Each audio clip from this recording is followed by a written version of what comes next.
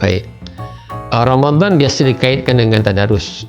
Tadarus. Dia kena bezakan antara tadarus dengan tilawah. Tadarus ni dia membaca dan dia disemak oleh rakan kita. Kalau tilawah ni kita membaca tanpa disemak oleh rakan kita. Jadi saya melihat bahawa perkara ni perlu diperbetulkan. Kalau kita tadarus, ada rakan yang semak bacaan kita. Tapi kalau kita dibahagi-bahagikan juzuk, kita membaca seorang diri, itu dipanggil tilawah Al-Quran. Maksud tilawah ni apa? Membaca Al-Quran.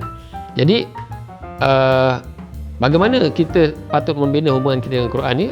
Kita baca dan kita faham dan kita rasa.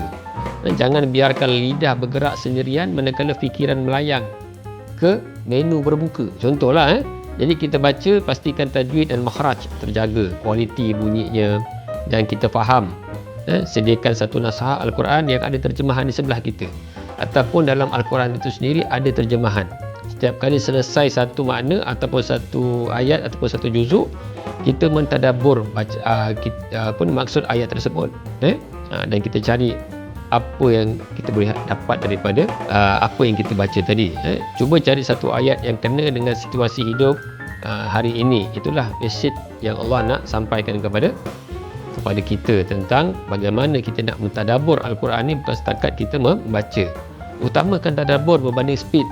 Ramai yang mengejar satu juzuk hingga 30 juzuk setiap bulan, itu bagus.